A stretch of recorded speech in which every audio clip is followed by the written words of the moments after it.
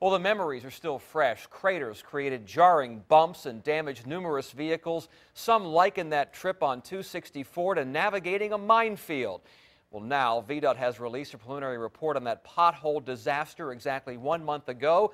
10 on your side's Andy Fox has read it, and Andy, VDOT has some stern accusations against the contractor who did the work. Kind of a little passing the buck going on in this. In this VDOT internal report, it is found that TME Enterprises failed to repair potholes sufficient to maintain a safe, durable, and smooth surface. And it went on for years, but under the nose of VDOT.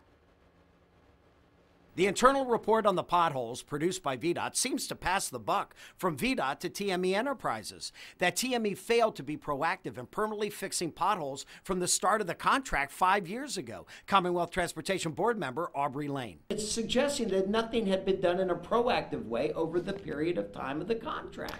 Yes, and that's one of the things that the CTB, not only myself, but other members had been discussing. That is stunning. 5 years and no evidence of permanent pothole repairs? Of course, on February 8th, TME and VDOT were flailing in reaction mode. From my perspective, that we were totally reactive. The contractor and VDOT ourselves were totally reactive and not proactive. The report suggests TME did as little as possible to permanently fix potholes, and VDOT did as little as possible to stop it from happening. I took a copy of the report to TME headquarters president Matt Ehrenzeller. He wasn't there and he hasn't returned my calls, but there's plenty of blame to go around. It was unacceptable, and so was our oversight at VDOT.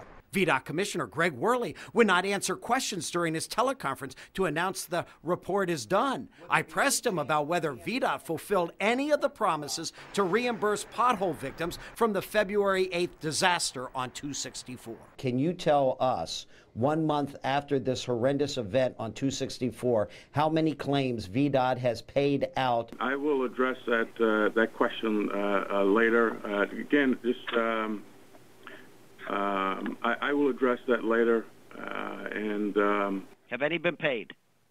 Here's the thing, Andy. Many of you have been contacting me over the weeks, anxious to get a copy of this report. Have any been paid? Very simple. Have any been paid?